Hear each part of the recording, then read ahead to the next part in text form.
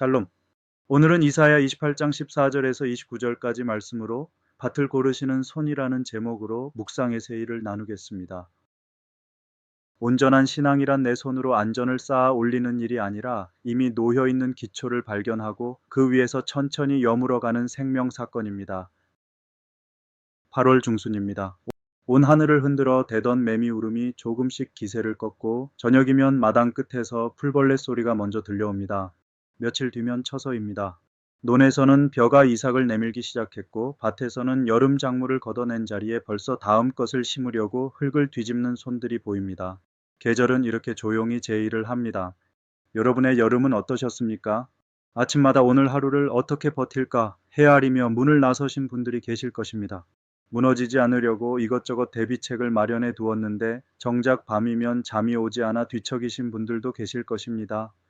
그 모든 분의 심령 위에 주님의 다사로운 평화가 깃들기를 소망합니다. 노동자 시인 백무사는 목수였던 아버지를 따라다니며 집이란 밑바닥 주춧돌부터 그리는 것임을 배웠다고 했습니다. 지붕부터 그리는 사람은 없습니다. 그런데 우리 인생은 자주 지붕부터 그립니다.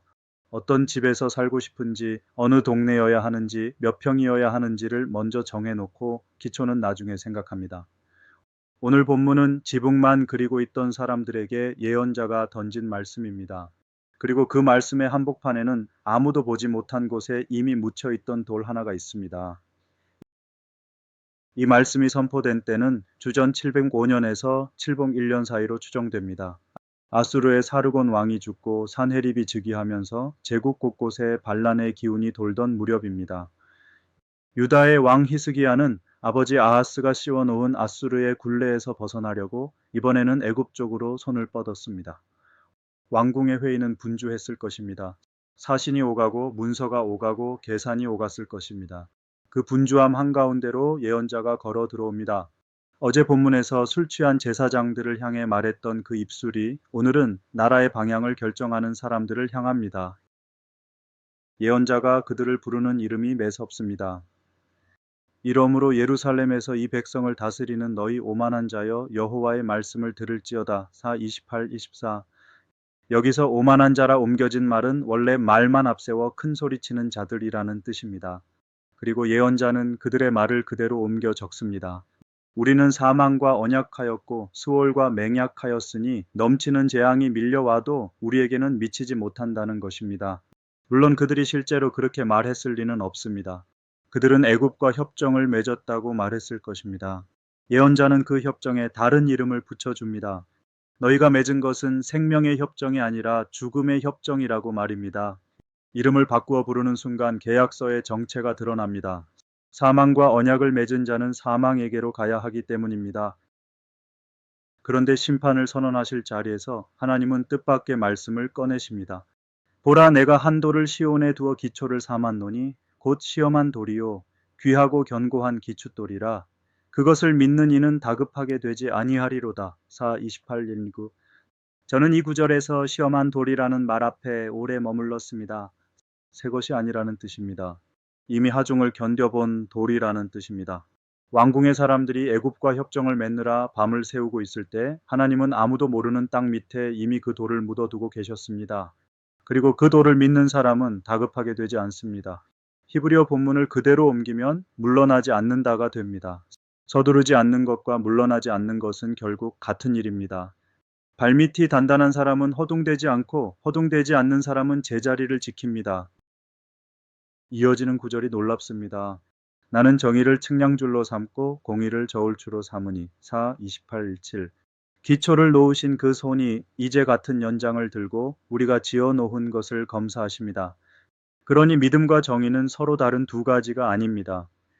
믿음이 정의를 내용으로 삼고 정의가 믿음에 뿌리를 둡니다. 우리가 무엇을 믿는지는 우리가 무엇을 재는지를 보면 알 수 있습니다. 교회의 결정이 사람보다 숫자를 먼저 재고 있다면 우리는 이미 다른 줄을 쓰고 있는 것입니다. 이 모든 진단을 예언자는 한 장면으로 요약합니다. 침상이 짧아서 능히 몸을 펴지 못하며 이불이 좁아서 능히 몸을 싸지 못함 같으리라. 4:28-20. 저는 이 문장이 오늘 본문에서 가장 아픈 곳이라고 생각합니다. 없는 것이 아닙니다. 침상도 있고 이불도 있습니다. 다만 짧고 좁을 뿐입니다. 다리를 오그리면 누울 수는 있고 어깨를 웅크리면 덮을 수는 있습니다. 그래서 우리는 계속 그 자리에 눕습니다. 아주 없으면 차라리 일어났을 텐데 조금 모자란 것은 사람을 그 자리에 붙들어 둡니다.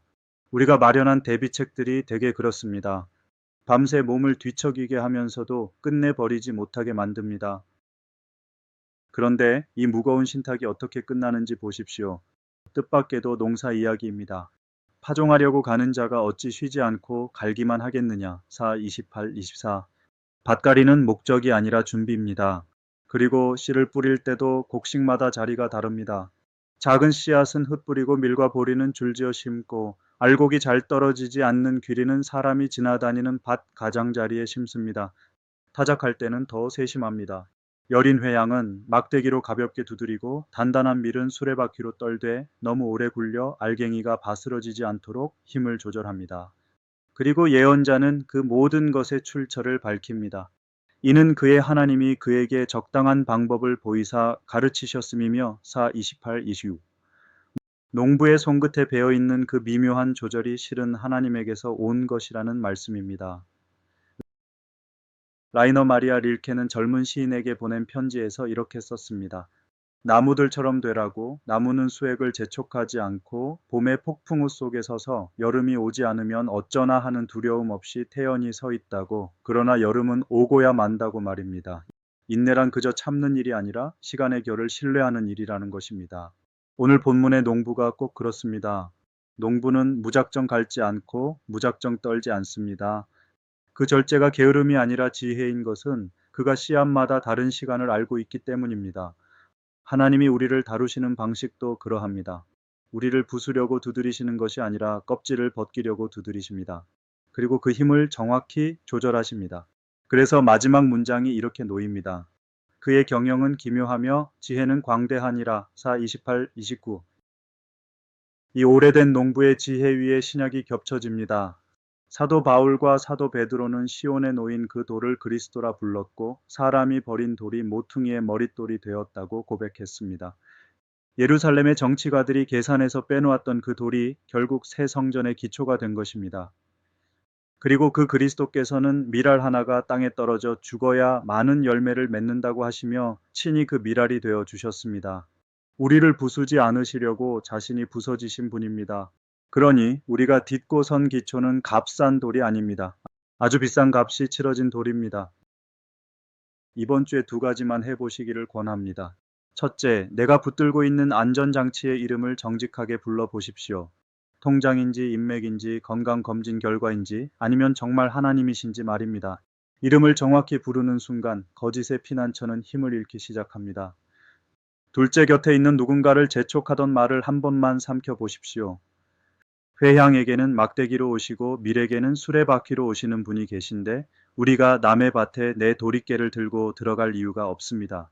자녀에게, 후배에게, 신앙의 걸음이 느린 형제에게 우리는 너무 자주 남의 연장을 휘둘렀습니다. 며칠 뒤면 처서이고 들판의 벼는 이제부터 조용히 여물어 갈 것입니다. 여무는 일에는 소리가 없습니다. 사진을 찍어 비교해 보아야 겨우 알아볼 만큼 더디게 진행됩니다. 우리 삶에도 그런 시간이 있습니다. 아무 일도 일어나지 않는 것 같은데 실은 가장 중요한 일이 진행되고 있는 시간 말입니다. 그 시간을 견디지 못해 우리는 자꾸 짧은 침상 위로 돌아갑니다. 오늘은 그 자리에서 일어나 이미 놓여있는 돌을 발밑에서 확인하시기 바랍니다.